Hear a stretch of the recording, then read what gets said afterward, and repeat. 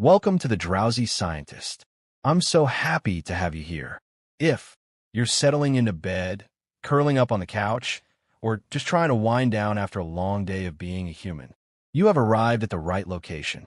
This is a quiet area of the internet where science is discussed. Mute, curious, and dressed in pajamas, we're getting into the ethereal tonight. Depths of the mind, exploring what science knows so far about dreams and the sleeping brain.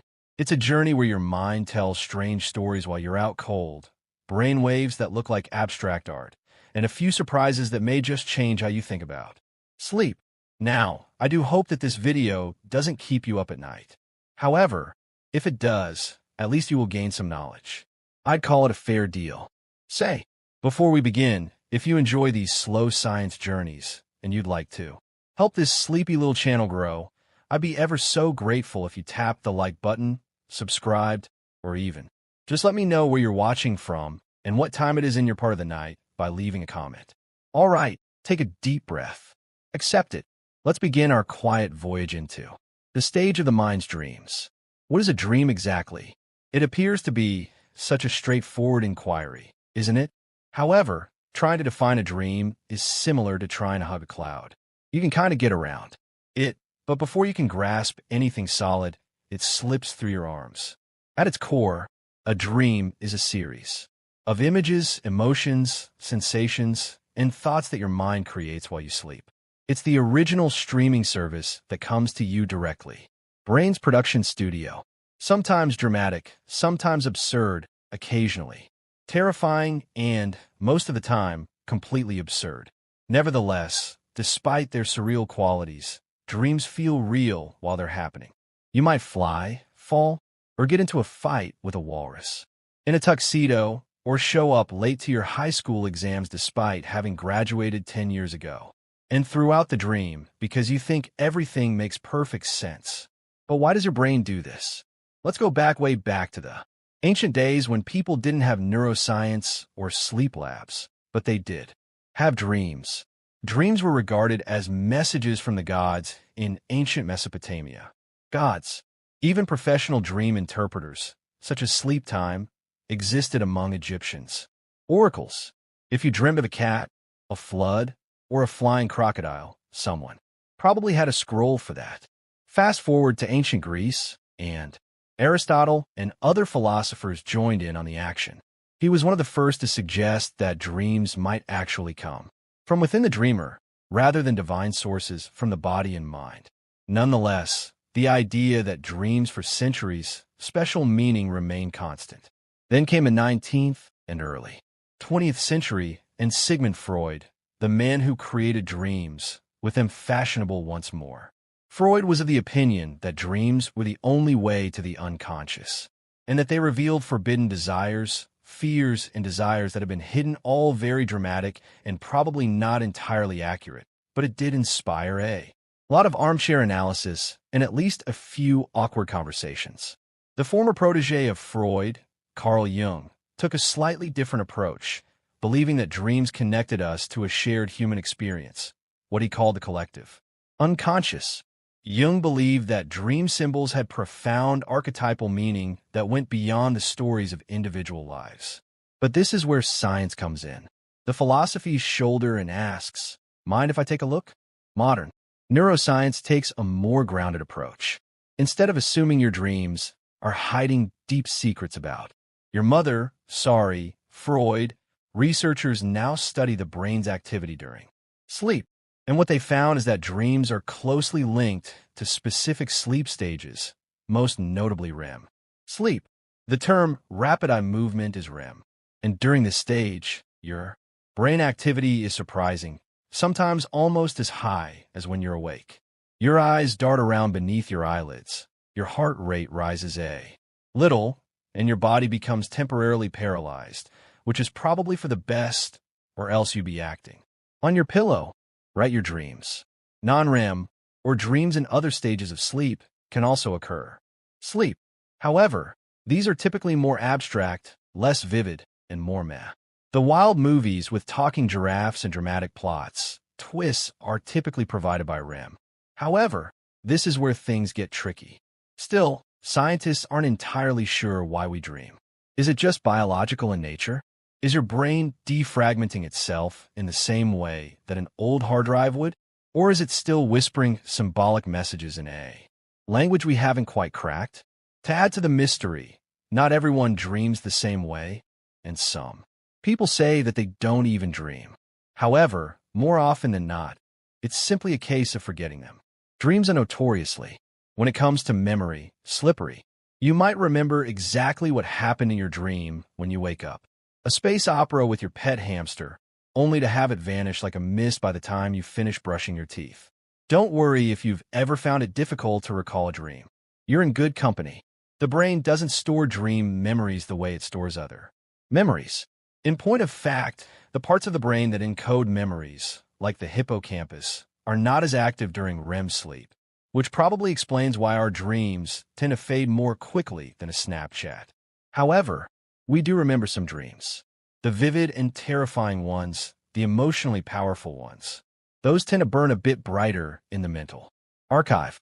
Now, a fun little twist is here. Researchers have discovered that your waking life often reflects what you dream about. The term for it is continuity hypothesis. The notion that your everyday emotions, experiences, and even media consumption sneak their way into your dreams.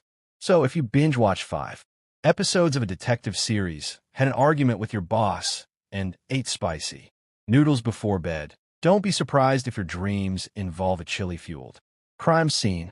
Of course, dreams aren't just about daily leftovers. They can also be extremely imaginative.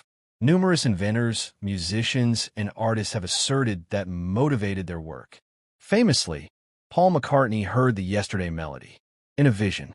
Mary Shelley's Frankenstein, Dreamorn, and the periodic table. Dmitri Mendeleev said it came to him in a vision during sleep. So while dreams may be strange, they're also a space where the mind lets loose. Without, your brain can experiment, practice, and follow the rules of logic or physics.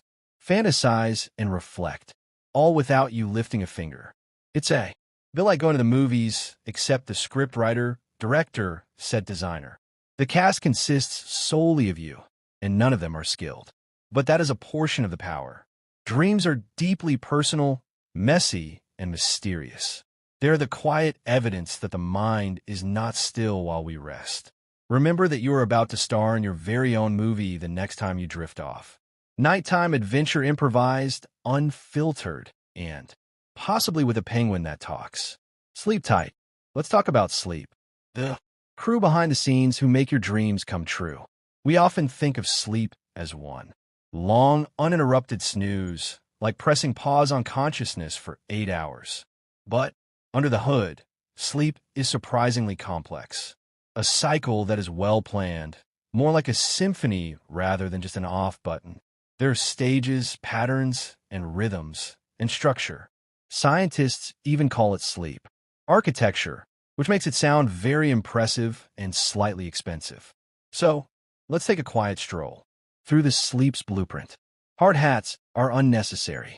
Sleep is divided into 2 major categories, both REM and non-REM sleep.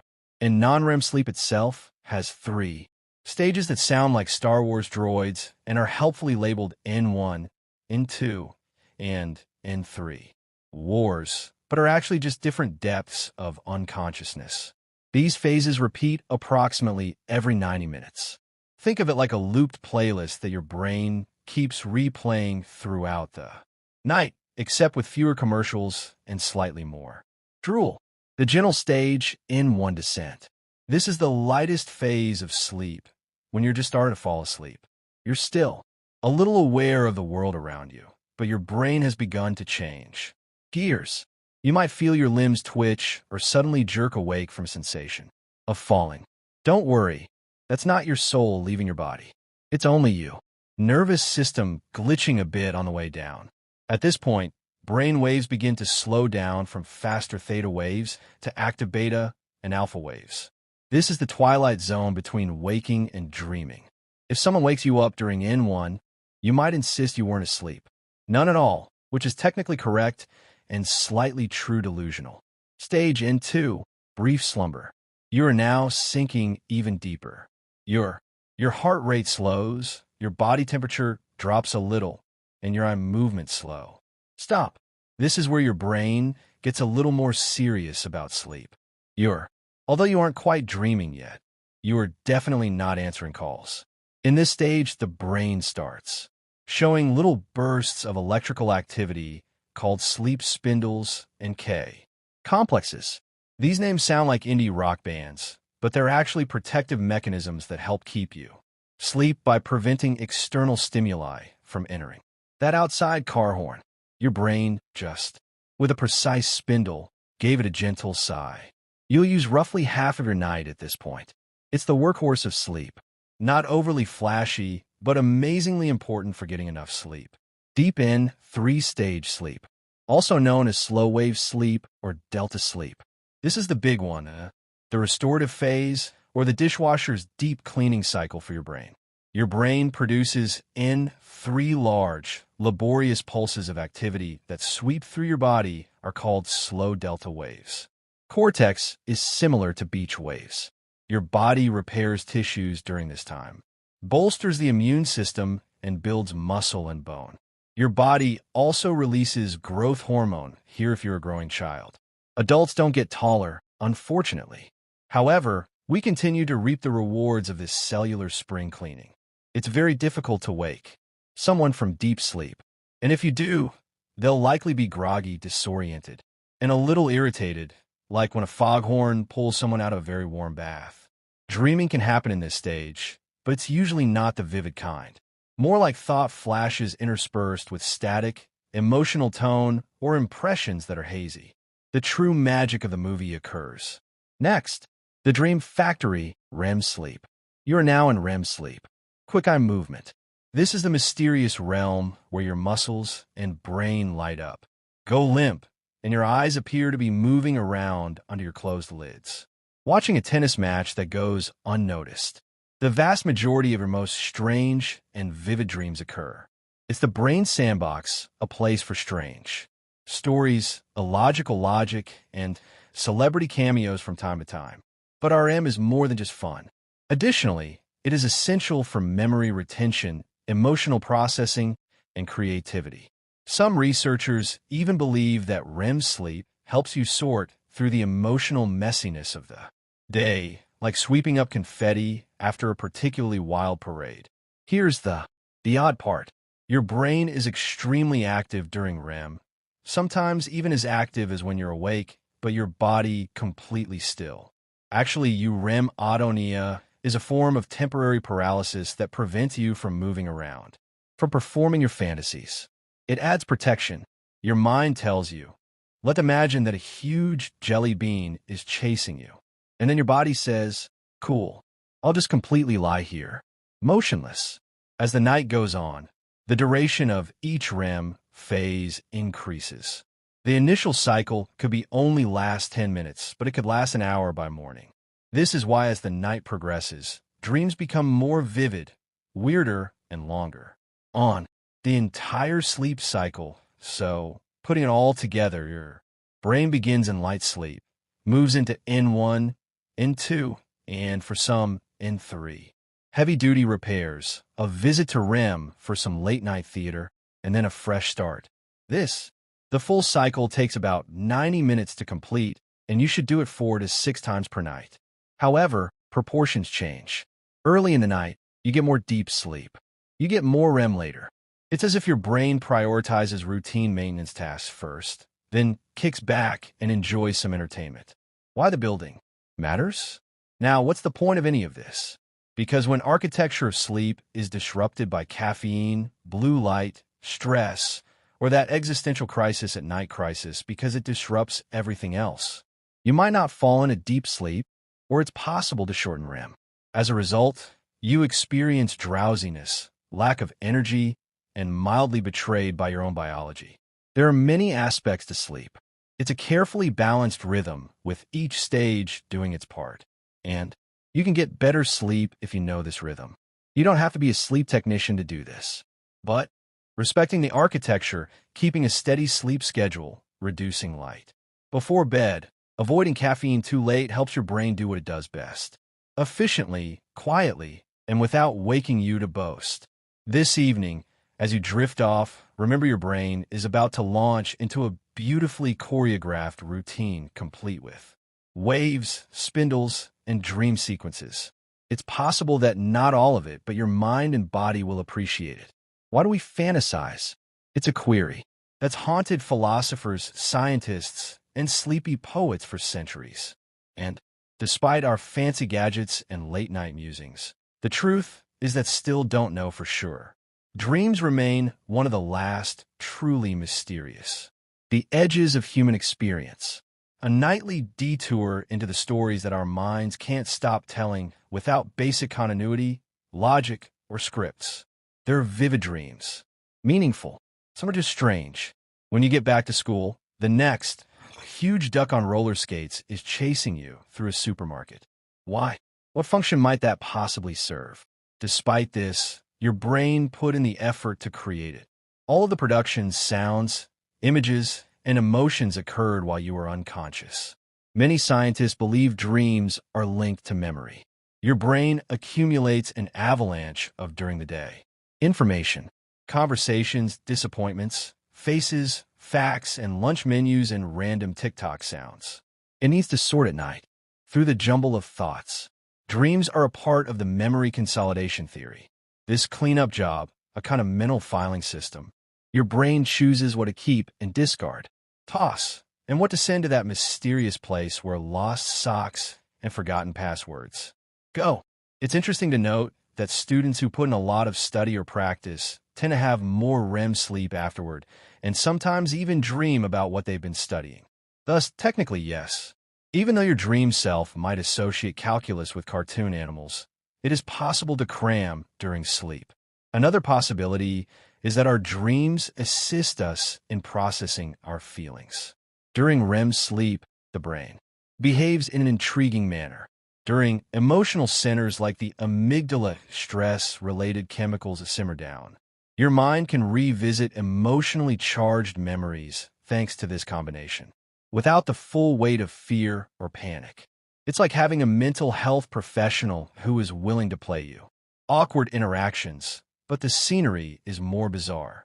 That vision you had in which that might have been you arguing calmly with your ex on top of a slow-moving elephant. A way for the brain to say, hey, I'm working through it. Additionally, the notion that dreams are a kind of threat simulator. According to this theory, dreaming is our evolutionary brain's way of preparing us for real-life dangers by running through imaginary scenarios, being chased, lost, attacked, or late. For a test you didn't study for and never took in a class. Your mind practices how it might respond to high-stakes situations. Rehearsal time, essentially a wildly exaggerated, slightly irrational rehearsal. And individuals have vivid dreams more frequently as a result of growing up in a more dangerous environment, as though even while they sleep, their minds are on high alert. Thus, when you try to recite the alphabet backwards, your dream sends you into a falling building. It could just be your instincts acting out during a late-night fire drill. Not all theories are based on feelings or evolutionary.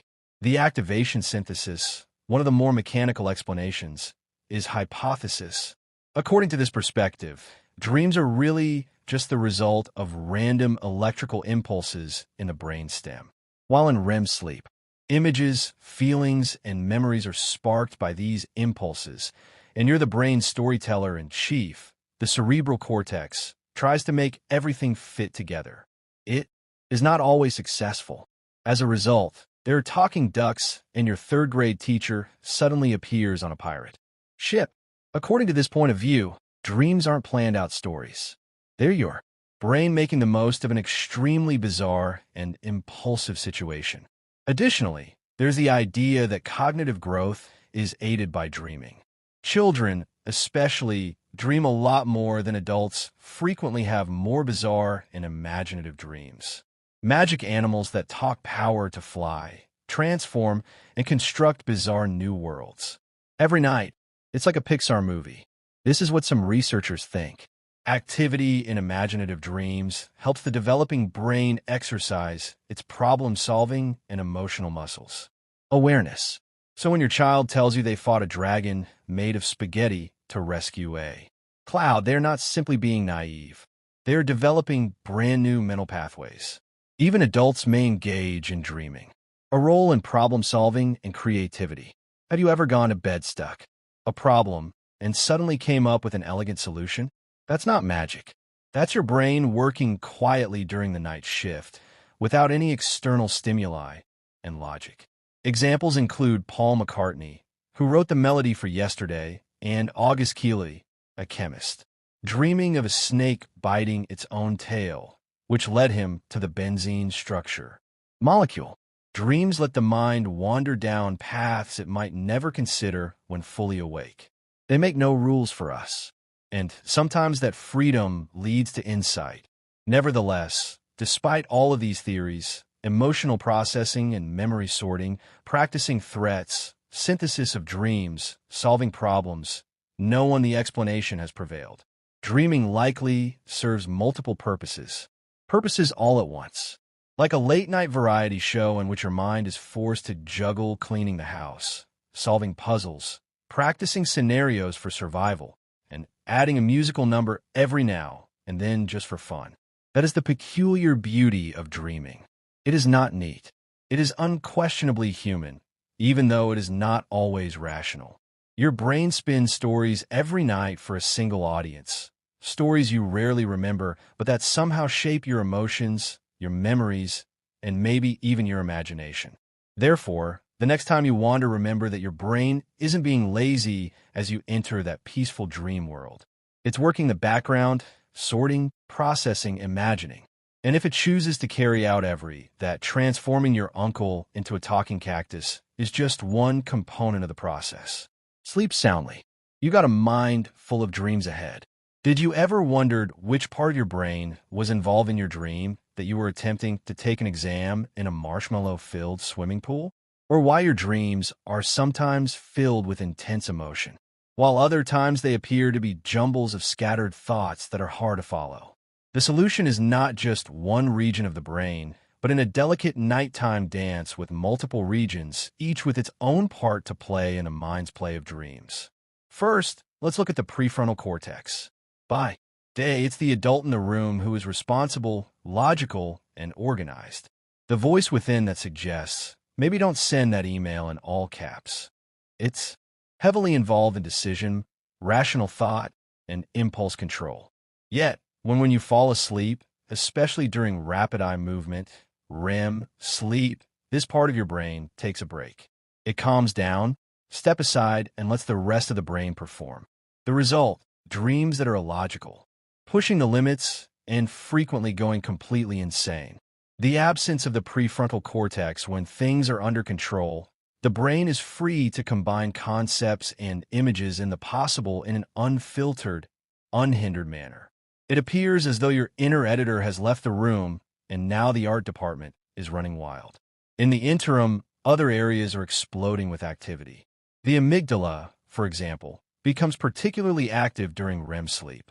The brain's little almond-shaped area is in charge of processing emotions, particularly pleasure, fear, and rage. Therefore, when you find trapped in a dream where you're being chased through an airport by someone dressed as your childhood pet, you can thank your amygdala for dialing up the emotional intensity.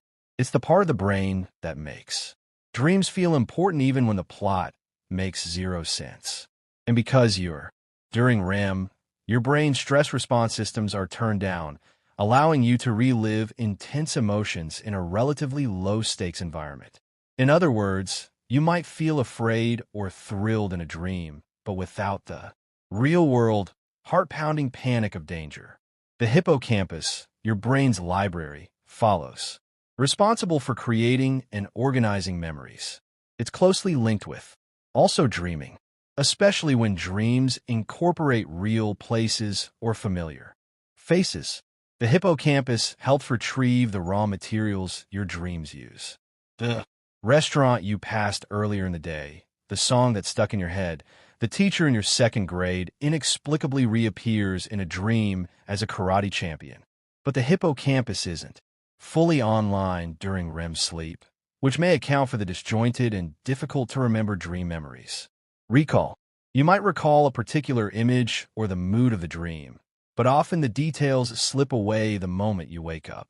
The filing cabinet is open. However, the lighting is dim. Another intriguing player is the occipital lobe, located at the back of the brain and serves as your primary center for visual processing. The occipital lobe shows significant activity during REM sleep, which makes perfect sense considering how visual dreams are experienced. Even blind individuals report vivid sensory dreams, frequently putting an emphasis on touch, sound, and spatial awareness.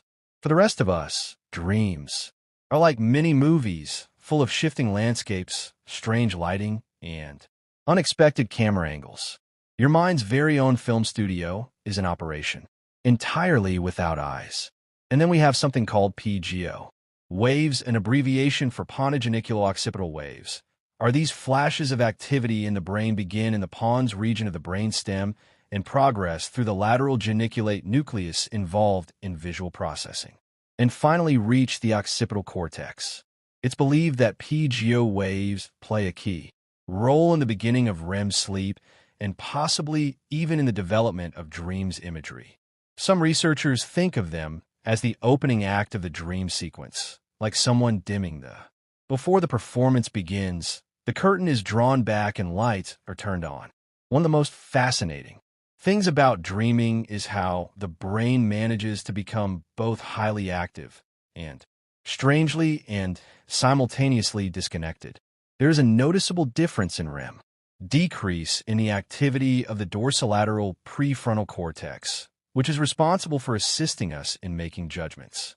This helps explain why your dream self thinks it's totally reasonable to be having a tea party on the moon with Steve, a flamingo, without the usual systems of logic and, with realism in place, the dream world becomes wonderfully or even frighteningly fluid at times. It's also worth noting that your motor cortex, the part of your brain that controls movement, is active during also dreaming. Your ideal self can run, dance, fly, and flail around in a wild way. However, your body doesn't move because another part of your brainstem is temporarily doing something very helpful, causing muscle spasms. The term for this phenomenon is REM atonia, and it prevents you from putting your dreams into action in real life. It's as if the brain puts a small do not disturb sign in the air, while your dream self investigates a world that defies the laws of physics. Rarely, this muscle paralysis fails to function properly, a condition known as REM sleep. Behavior problem. People with this condition might physically act out their dreams, sometimes leading to injury. It's a reminder of just how much the brain is juggling while we're asleep, and how precise the orchestration must be to maintain the show's smooth operation without causing chaos in the real world. Therefore, falling asleep is not simply a passive state. Your entire being brain, an entire group of characters, is getting ready for a nighttime performance. The hippocampus, which sorts memories, the emotion-laden amygdala, and the quieted prefrontal cortex, the visual processing occipital lobe, and the motor control centers are all involved in this bizarre and brief phenomenon that we call dreaming. And perhaps the most curious part of all, you, the dreamer, rarely remember the actors, the rehearsal, or the script. You might experience a fragment, emotion, and a fleeting image. However, behind that minuscule amount of recall was a full-blown brain production that was full of emotion and strangeness. Architecture, all of which are connected in the dark by neurons. The next time you dream about flying over cities, having tea with historical figures, or take a moment to marvel as you just wander through a slightly distorted version of a neighborhood grocery store. Even so, the fact that your brain can create a story while you're unconscious is one of the most perplexing aspects of the story.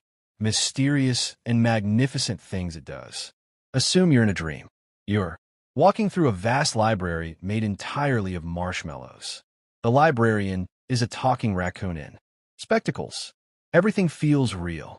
Then, all of a sudden, a calm thought drifts through your mind. Wait a minute. This is a dream. The entire dream then changes in a flash. You understand. You're lucid. Lucid dreaming is one of the most fascinating quirks of human consciousness. When you wake up from a dream and realize you're dreaming, that's the moment. And sometimes you can even control what happens next. You could fly, talk to a friend you lost forever, or do more. Attempt to pass through a wall while being distracted for the entirety of the dream carpet. Still, it's a remarkable experience. The scientific term for clear dreaming as a hybrid state of consciousness, a blend of waking awareness and REM sleep. In this state, the dreamer maintains metacognition or self-awareness while the brain remains immersed in the immersive world of REM-generated imagery. In simpler terms, your brain is asleep, but a part of you has woken up just enough to realize this is all in my head. When something like this occurs, what happens in the brain? Well, normally during REM. During sleep, your prefrontal cortex, which is responsible for making rational decisions, is mostly offline. That's why your dreams are often bizarre and illogical. But in lucid dreams, researchers have observed reactivation in certain areas of the prefrontal cortex, particularly the dorsolateral prefrontal cortex, which is associated with self-awareness and reflection. In point of fact, lucid dreamers' brain scans reveal a singular neural signature, a combination of the kind of coherence and brain activity during REM sleep normally you would see when someone is awake and critical. It's like your mind opens one eye and, I see what's happening here, she says quietly. Some people who dream lucidly even send a message to researchers from a dream. Participants in sleep laboratories, those who have been trained in lucid dreaming, have been able to sleep with agreed-upon eye movements, such as looking left, right, left, which can be observed by monitoring from the outside. This may resemble something from science fiction novel, but it's real. Sleeping dreamers with their eyes closed, bodies still, sending subtle Morse code signals from inside their dreams. We've come as close as we've ever been to communicating with the dreaming in real time mind. Now, there are some people who have lucid dreams by accident. They might be in the middle of a particularly strange or vivid dream and suddenly think this can't be real, and boom, lucidity dawns. However, some people actively train to lucid dream. There are some well-liked techniques for this. One is the gentle method, induction of mnemonic lucid dreams. This involves waking up after about 5 hours of sleep, focusing, reciting a phrase like, "Next time I'm dreaming, I will remember," with the intention of realizing you are dreaming. "I'm dreaming," you say as you fall back asleep. It's similar to sowing a seed of awareness and hoping it bears fruit. Dream. Then there's the wild technique, wake-initiated lucid dreaming. This is a little more advanced. The goal is to stay mentally aware while your body falls asleep. You can, if done successfully, transition directly from wakefulness into a lucid dream, almost like walking into a different room in your mind. It's not easy, and it can lead to some odd sensations like sleep paralysis or hypnagogic hallucinations. But for some dreamers, it's a powerful gateway into full control. Another common practice is the reality check. This requires you to answer questions. Environment in the course of the day. Is this a dream? You will eventually be able to increase the chances that you'll ask the same question while dreaming and realize the answer. Some people try to push a finger through their palm or look at a clock twice to see if it changes. In dreams, these reality tests frequently fail in obvious and telling ways. If you can read a sentence twice or push your hand through a wall to get 2 different meanings, you might be dreaming. So what's the appeal of lucid dreaming? For some, it's simply fun, a chance to explore fantastical worlds, fly, dive, or go to unimaginable locations. For others, it's therapeutic. Lucid dreaming has been used by people with chronic nightmares, especially those associated with PTSD, to confront and alter their dreams. Imagine being able to turn and face the monster in your recurring nightmare and say, "You're not real, and this is my dream." For some, that moment of control can be deeply healing. Lucid dreaming is also a playground for creativity. Artists, writers, musicians, and even scientists have explored ideas within lucid dreams. The famous Salvador Dali technique of dream interruption was used to mine his subconscious for surreal imagery. Filmmaker Christopher Nolan even cited lucid dreaming as an influence on Inception, which makes perfect sense when considered. However, lucid dreaming isn't easy for everyone to experience, despite the excitement. Some people are able, some people may never realize they are dreaming for the rest of their lives, while others may learn it through practice. There's no shame in that, like trying to remember your dreams in the first place. It varies from individual to individual, and even frequent lucid dreamers often report that their level of control fluctuates. Sometimes they can shape the dream like clay. Other times they're just slightly more aware while riding the wave. Additionally, there are some caveats. Because lucid dreaming exists at the junction of sleep and waking, excessive deliberate practice, especially techniques that interrupt sleep cycles, can reduce sleep quality. It's all the same as anything else. About balance. Your dreams should help you sleep, not disturb it. Think of it as visiting a dream garden, a stunning location to explore, but one you don't need to tend obsessively every night. Ultimately, lucid dreaming is one of those marvels of the human mind that reminds us just how flexible, strange, and mysterious our consciousness really is. Whether you've had one lucid dream or 100 or none at all, the very fact that it is a remarkable feat of neural ability for the brain to become aware of itself while dreaming. Gymnastics. And next time you're dreaming, perhaps floating through a sky of shifting colors or exploring a castle, made of glass, maybe, a quiet voice in the back of you might just smile and take it as your mind whispers, "This isn't real." Flight. Everyone loves a good dream. Through the clouds, floating, visiting impossible worlds, or stumbling upon a bakery that only sells your favorite childhood dessert. But not all dreams are made of marshmallows and whimsy. Your unconscious mind occasionally dims the lights and lowers the volume up and delivers something significantly less reassuring. A nightmare. Nightmares are the emotional thunderstorms of our dream life. They jolt us awake, leave our hearts racing, and frequently persist well into the morning like a fog. But what actually causes a nightmare? And why, of all things, does it seem like your brain is going out of its strategy to terrorize you while you sleep, right when you're trying to unwind? Let's begin with the fundamentals. A.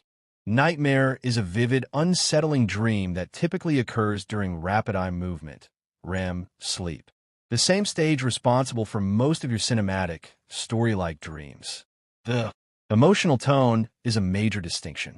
While your typical REM dream may be odd or baffling, a nightmare intensifies, frequently evoking fear, depression, anxiety, or even shame. You might have dreams about falling or being pursued, getting lost, losing someone you care about, or realizing how inadequately prepared you are for something significant, such as appearing on stage without clothing and not knowing why you suddenly have a goldfish in your hand.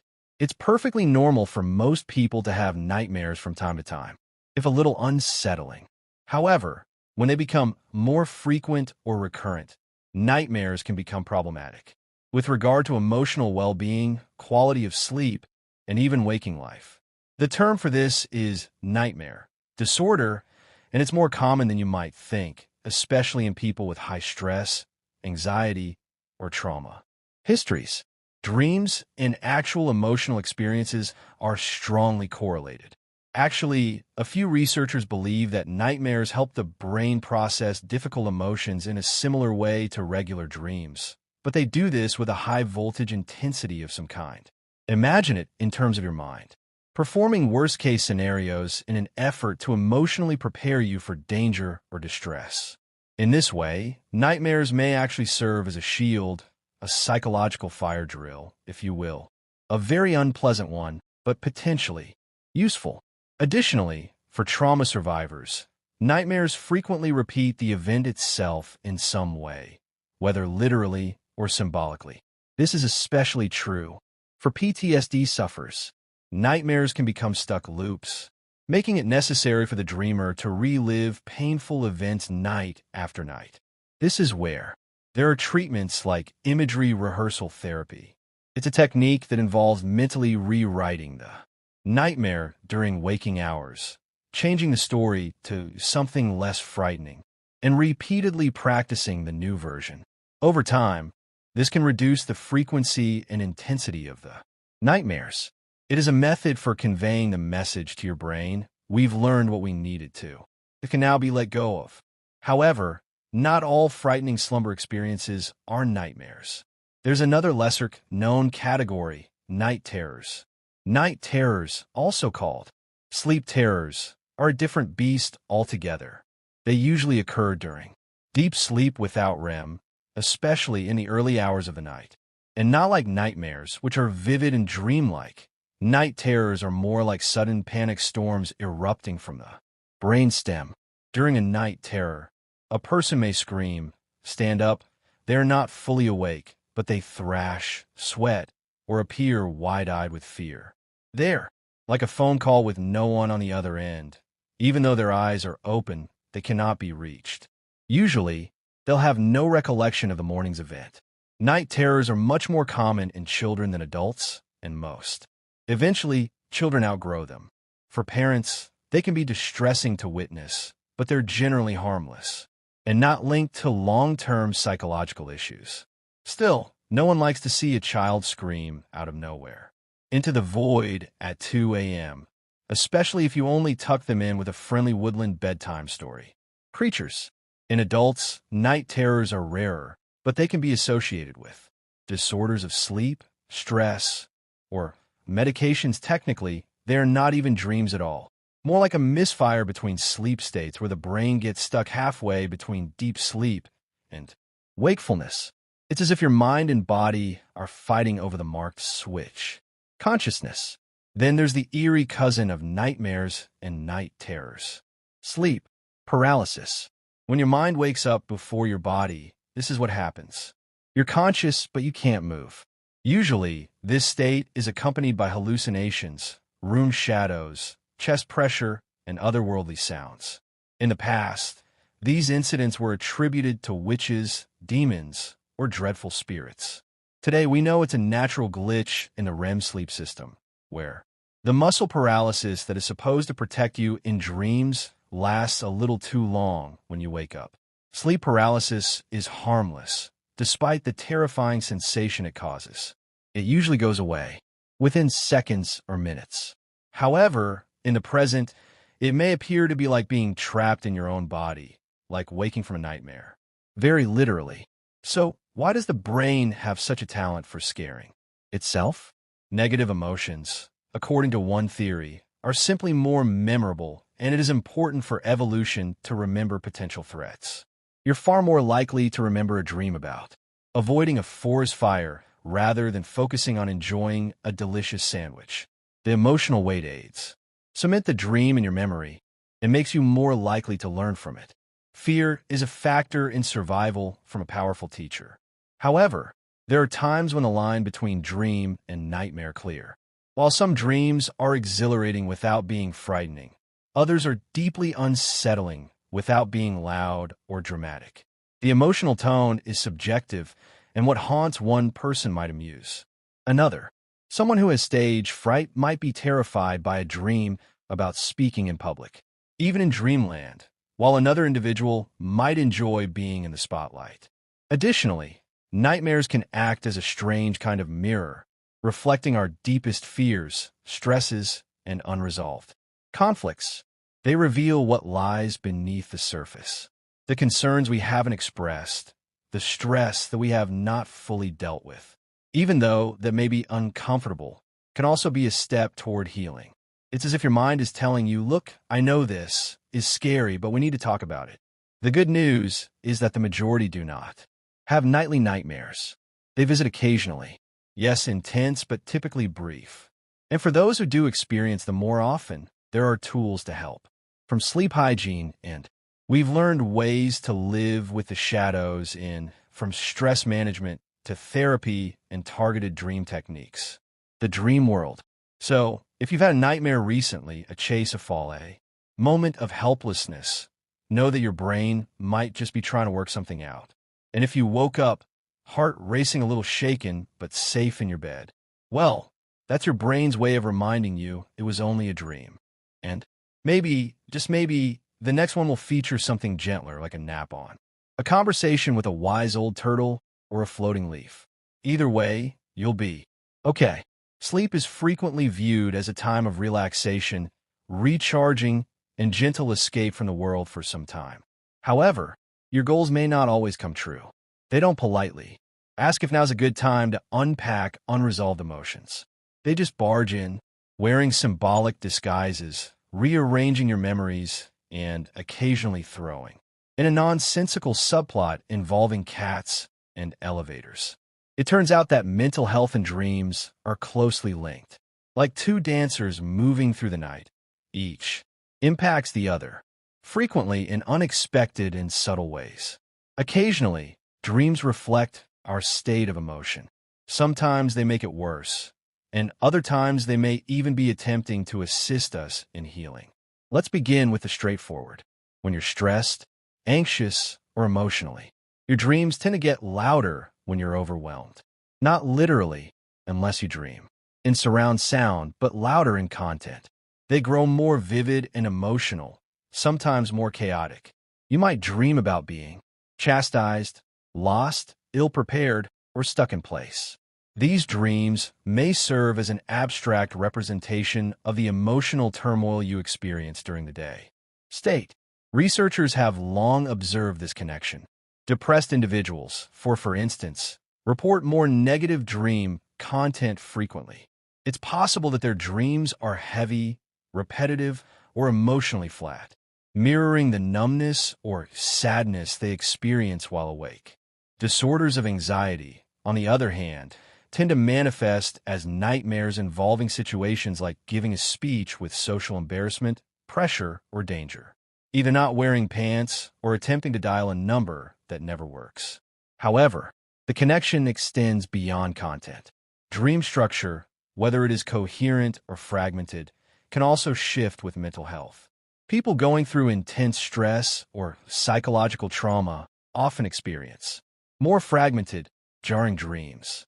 It appears as though the brain is attempting to much too rapidly without sufficient glue to join the pieces together. The result is a kind of dream chaos with a lot of emotion, but no story. Clarity. This is especially true in PTSD or post-traumatic stress disorder. Nightmares are one of the hallmark symptoms. These are not just nightmares. They frequently find themselves repeatedly recalling the traumatic event. And despite REM sleep is usually a helpful adaptive space for emotional processing, in PTSD, that system appears to be failing. Instead of soothing the wound, the dream repeats.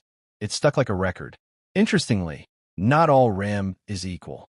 Good health individuals, REM sleep tends to reduce the emotional sting of difficult memories. You still have the memory of event, but its emotional impact has diminished. However, in people who trauma, and it appears that the desensitization process is not working properly, the vision becomes a re-racialization rather than a release. This is why therapies aimed at dreaming, like the previously mentioned imagery rehearsal therapy, which can be so powerful. By rewriting the script of a recurring nightmare while awake and rehearsing the new version, people can gradually change the content of their dreams and reduce their emotional intensity. It's similar to giving the think of a new play to perform that has less terror and more action. But dreaming isn't just affected by mental health. The tools we use to manage it can also shape it. Take antidepressants, for instance. Numerous drugs that alter serotonin and sleep is also affected by norepinephrine, two important brain chemicals that affect mood. Some suppress REM sleep altogether, leading to fewer remembered dreams. When the dosage is changed, some cause REM rebound, which means that you might suddenly experience emotional vividness. Intense nightmares, this isn't necessarily a bad thing, just a reflection of how mood, sleep, and dreaming are in fact interconnected. Your brain is a system after all, not a set of separate compartments. Make one change, and the ripple travels everywhere. There's also growing interest in using dreams as a vantage point on mental health. Researchers have discovered that dream diagnostics are still a long way off, are investigating how, particularly when combined, dream content might assist in detecting shifts in emotional well-being. With sleep patterns and other cognitive markers, AI models may emerge in the future, trained to use dream descriptions to spot early signs of anxiety or depression.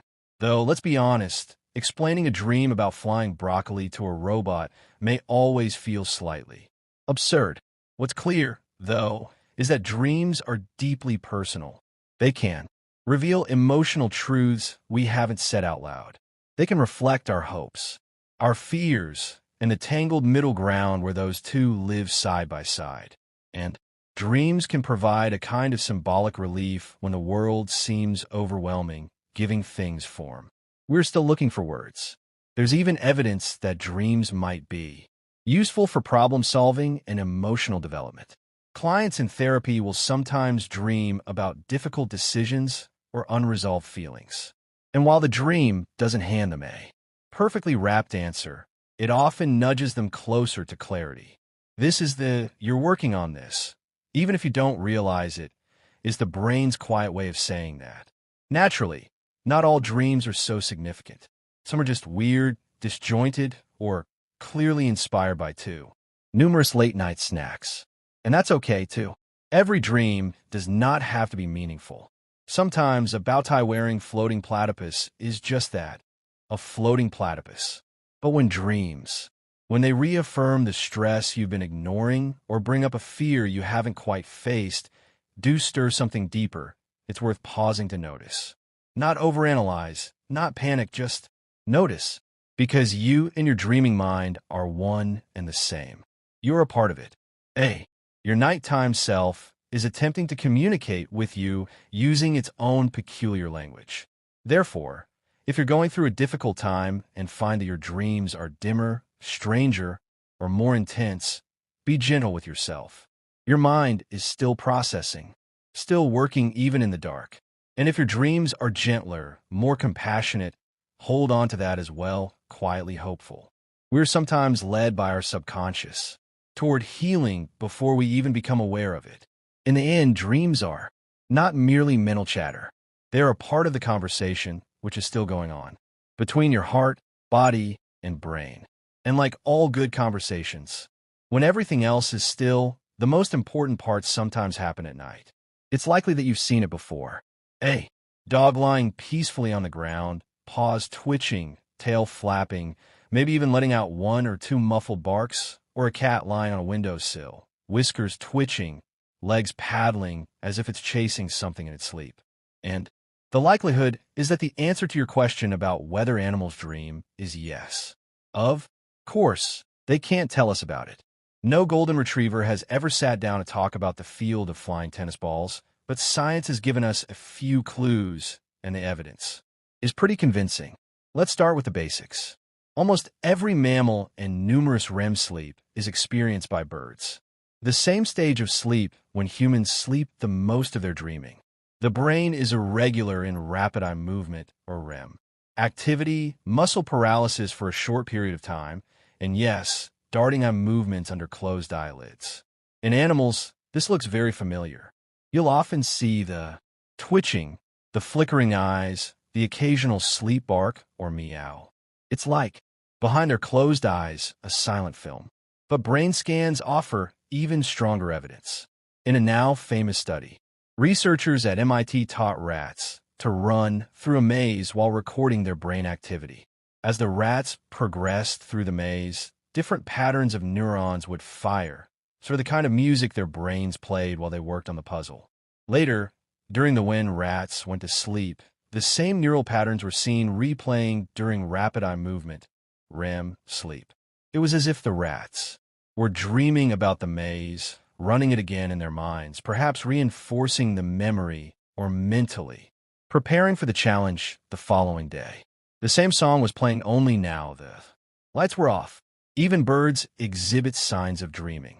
For instance, zebra finches have been investigated for their intricate singing habits. Their brains replay the neural patterns that were utilized in singing, as if they were unconscious and practicing their songs. Imagine karaoke in your dreams. But it's not just birds and mammals. Recent studies suggest that even reptiles, long thought to be too simple, RM, may also experience a kind of dreamlike sleep. A few species of lizards have sleep cycles that include both REM and non-REM-like activity. Sleep. This field of study is still in its infancy, but it raises fascinating questions. Possibility. It's possible that dreaming is a more ancient evolutionary trait than previously thought. In fact, the more we investigate, the more we see a kind of dreaming continuum. Animals that are more intricate brains and emotional lives tend to show more obvious signs of REM sleep. Dolphins, for instance, have an odd sleep pattern in which only one part of the brain sleeps at a time, which makes dreaming more difficult but does not prevent it out. Elephants have been recorded showing REM sleep while lying down. And primates, our close evolutionary cousins, dream in ways that closely resemble our own. What then are animals? Actually in your dreams? That is the central mystery. While we can observe neural, we can't ask a cat, did you dream about hunting? Because of its patterns and behaviors. Or a squirrel, were you in an amusement park with a theme of tiny nut? However, we can make some reasonable guesses. Animals probably dream about things that matter to them. Navigating their territory, social bonding, hunting, playing, eating. It's possible that the content isn't as symbolic or metaphorical as it might be in human dreams. There is no existential angst or bizarre metaphors, but it's likely that they are based on experience. Consequently, dreaming may serve similar functions across species. Memory consolidation, emotional regulation, as well as behavioral practice. A mouse might find that dreaming helps how to find its way through a maze. It might be like going for a walk again for a dog, the park, or a fight with the poodle of the neighbor.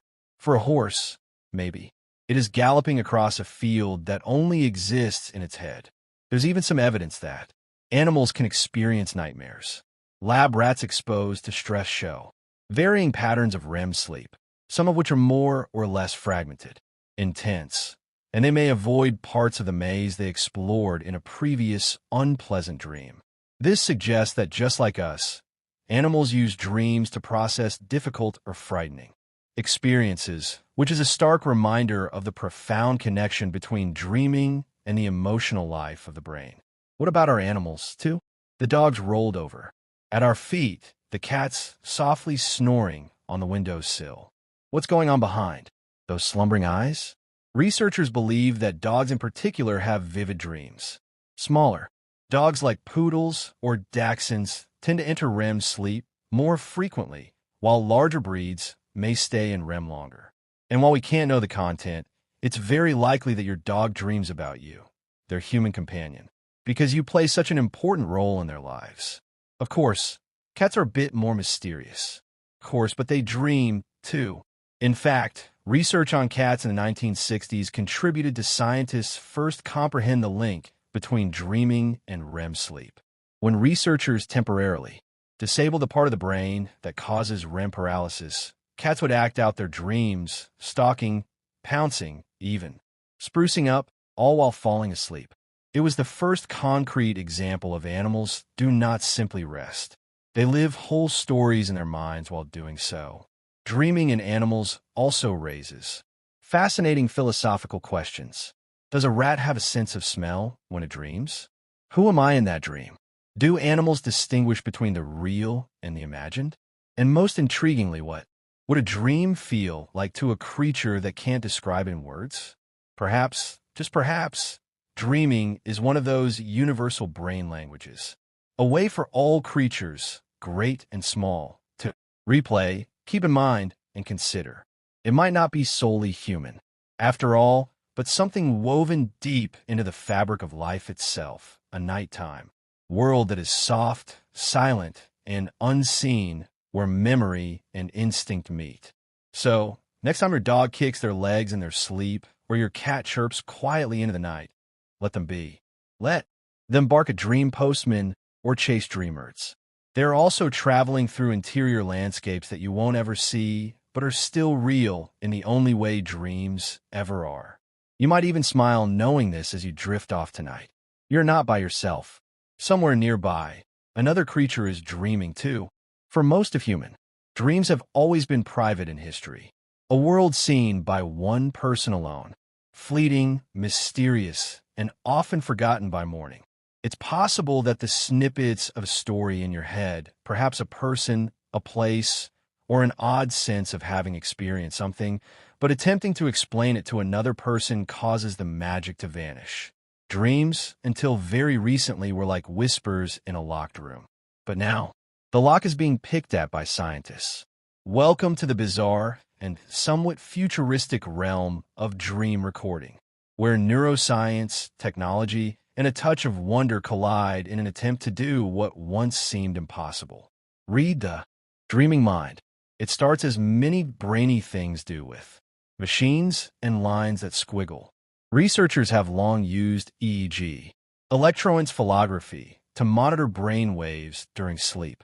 EEG is great for tracking the different stages of sleep, from light sleep to deep sleep and REM. But it doesn't tell you what someone is dreaming about. For that, you need a more detailed picture. This is where fMRI, functional magnetic resonance imaging, comes in. It lets scientists see which parts of the brain are active and when. One of the most fascinating experiments in this area happened in Japan at the ATR Computational Neuroscience Research Lab's participants were instructed to fall asleep in an fMRI machine by the researchers, which, let's face it, probably the least relaxing place on Earth to sleep. Despite this, the volunteers were able to fall asleep, and the team kept an eye on how their brains were working in the early stages of when the brief dream imagery begins. Go to sleep. Here's the clever bit. Before the experiment, participants had been shown hundreds of images. Cats, buildings, people, objects while awake, and their brain activity was recorded. Each image created a kind of neural fingerprint, a pattern of activity in the visual cortex. Then, during sleep, when similar patterns showed up, the researchers could compare them to the data from when you were awake, and it worked. With about 60% accuracy, the team could guess what kind of image the person was imagining, regardless of whether it concerned a person, a book, a vehicle, or a tree. They couldn't describe the dream's plot or emotions, but they could identify what was being visualized. It was the first real peek behind the curtain of a sleeping mind. Now, 60% may not sound right, like a lot, but when we consider that we are discussing predicting thoughts from neural patterns in a brain that is sleeping, it's remarkable. It was like watching someone's dreams from the outside, albeit in low resolution and without sound. Other experiments have gone further. At the University of California, researchers developed a model to reconstruct what people were seeing while awake, using fMRI data to recreate rough images from brain activity. The reconstructions were fuzzy and surreal, like impressionist paintings from the subconscious, but they provided a glimpse of the future possibilities. So, can we watch someone's dream on a screen? Not quite, but the groundwork is there. Scientists can identify certain categories of content, track emotional tone based on which brain regions light up, and in some cases, even detect specific objects or shapes. The technology is limited but improving. With advances in AI and dream reading may become sharper, faster, and more efficient through neural decoding, accurate in the years to come. Naturally, this raises a number of significant and extremely moral questions. Dreams are private by nature. They're one of the last unfiltered expressions of the self, a space where no one else can follow. Thus, if the day what happens to privacy when we are able to precisely record or decode dreams? Will we need dream passwords? Will the contents of our subconscious be protected by law? These questions are no longer purely hypothetical. As neuroscience develops, legislators and ethicists are already discussing the necessity of neuro rights, or fundamental safeguards, for mental privacy, freedom of thought, and the sanctity of the self. Because while it might be fun to imagine sharing your dreams like YouTube videos, there's also something sacred about the fact that you alone can have dreams. That said, there are some potentially beautiful uses for dream recording.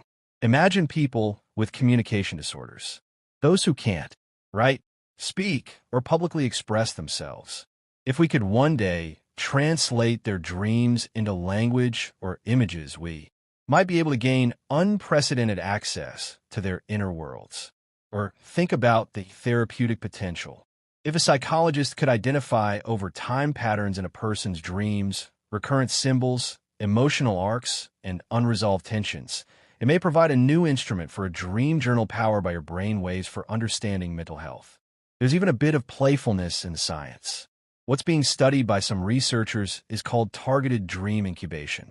This involves playing specific sounds or words during sleep to gently guide the content of a dream. For example, if someone is learning a new language, they could hear vocabulary while they sleep to help them remember it. Or they might try to fly, for example, in a dream. Hear ambient wind sounds or soft cues about the sky. It's not full-blown dream control, but it's a gentle nudge in a chosen direction. Of course, dreams are still far too complicated to fully decipher. They're messy, layered, emotionally charged, and frequently absurd. Even the dreamer has trouble understanding them, to say nothing of someone try to read them from memory. However, we're moving closer to knowing how the brain creates these inner worlds and possibly closer to bringing them into the light. Therefore, tonight, as you get ready for bed, take a moment to take in the quiet mystery that lies beneath your eyes. Your mind is all about to dive into a world of its own making, unrecorded, unfiltered, and uniquely yours. For now, no machine can follow you there. And maybe that's a good thing, because there is something lovely about the idea that some stories continue to exist even in this day and age of data and decoding. Secret whispers recorded in a dark and locked room. We've wandered through the landscapes of the dreaming mind, from twitching lab rats and philosophical speculations to REM sleep, memory repair, and barking dogs in their sleep. However, there's one more inquiry before we reach the quiet journey's conclusion. Worth asking, where is this all going? What is in store for dream in the future? Science? In point of fact, we are just inches away from a remarkable event. For the first time in human history, our tools are catching up to our questions. Technology, neuroscience, and even combining in strange and beautiful ways, artificial intelligence provides just glimpses into the dreaming mind, but the potential to shape it, enhance it, and maybe even share it. For starters, the field of targeted dream incubation, yes, that's a real term, is expanding quickly. The idea is simple. If you gently push the brain before or during sleep, you might be able to influence the content of dreams. Obviously, you should have complete control over them, but steer them like a canoe on a still river.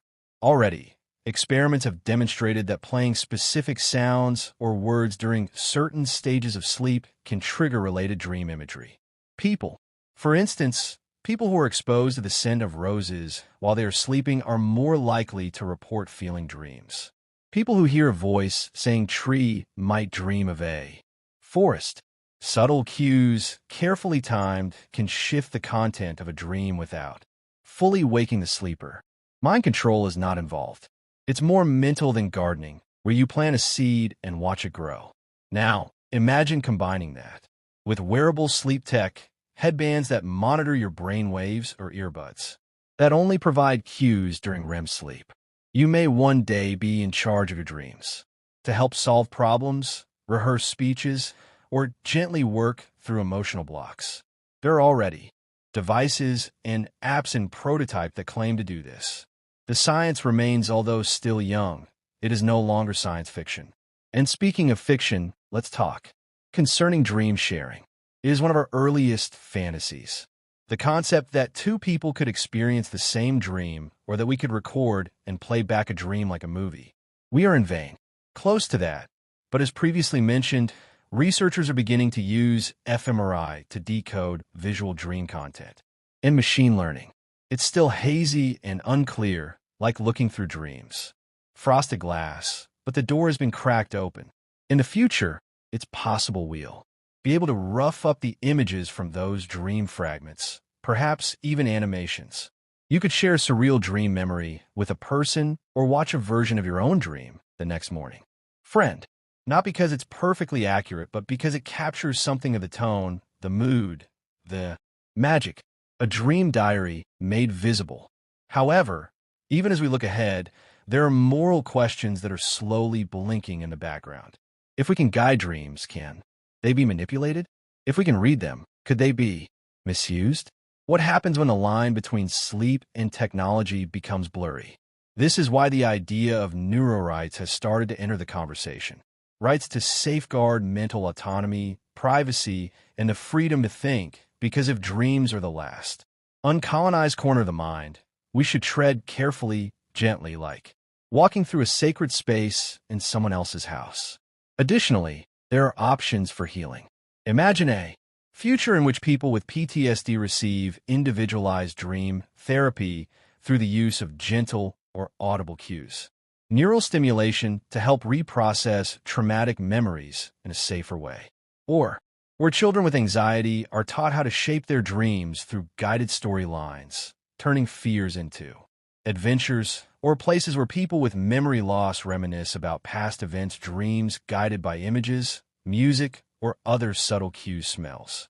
Lucid dreaming, too, could have a renaissance, not as an escape but as a tool for emotional development, creativity, and even education. Some researchers are exploring how lucid dreamers can practice real-life skills in their dreams, like playing an instrument or preparing for a difficult conversation. The brain, after all, does not make a clear distinction between actual rehearsal and imagined action. If your dream self practices kindness, bravery, or compassion may also benefit your awake self. AI is another option.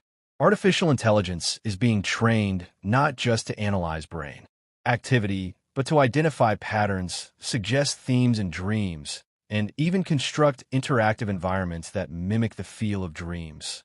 Some virtual reality developers are experimenting with environments that respond to emotions and are inspired by dreams, spaces that don't feel like games, and more like lucid dreams you can explore while awake. It's crazy. It's not much strange. And this is only the beginning. However, despite all of this amazing technology, there is something quiet, reassuring to remember. Technology is not necessary for fundamental dreams. You don't need an app, a headband, or a lab. You already have everything your brain needs to dream, to remember, to process, to create, to wander. You only need to sleep, and perhaps a little curiosity, because dreams remind us that the mind is not a machine. In the pitch black, it's a traveler, a storyteller, and a soft projector. New scenes improvise from old ones, sometimes clumsy, sometimes profound, always personal. The future of dream science may bring new tools, new therapies, and new ways to connect, but it will never fully replace the simple wonder of waking up with a. You're imagining a bizarre scene, blinking in the early morning light, and wondering where did that come from? And maybe that's the heart of it. No matter how far, no matter where we take science, dreams will always contain some mystery, some poetry, and a place where the brain can function, stretches out, curls into itself, and drifts somewhere only it knows how to go. Therefore, rest well tonight. Let your imagination run wild, and know that science watches from the edge. Your mind is still quietly writing its own stories. Night after night, behind closed eyes in the oldest language it knows. And so, we are now slowly returning from the strange and beautiful world of dreams. We've tiptoed through REM cycles, wandered the halls of memory, listened to the whispering amygdala, and even peeked just a little into the future of dream science. We now know that dreams are not just noise at night. Your brain tells itself these stories. Sometimes clumsy, sometimes profound, always intimate. So far, what we know is astonishing, but what we don't know may be even more wondrous. Because the entire brain, despite brain scans and neural maps, dreams remain unaccounted for. They remain in many ways. The mind is poetry mixed with science and soul. So as you drift off tonight, whether your brain takes you on an epic adventure, a quiet memory, or something, let it be so bizarre that it defies all logic. You don't have to know everything detail. You just need to let go. Your brain knows what it's doing. Also, I apologize if the video has caused you to become a little too enthralled to fall asleep. Gain knowledge along the way. A fair trade, I hope. Earlier than we part ways, I'd be so appreciative if you could give the video a gentle thumbs up if you found this slow journey through the sleeping brain enjoyable. Thumbs up. Subscribe to the Sleepy Scientist or left a comment below. For where are you listening tonight, and what time is it in your corner of the world? I'd love to know where this little cloud of calm has drifted. Until next time, sleep well.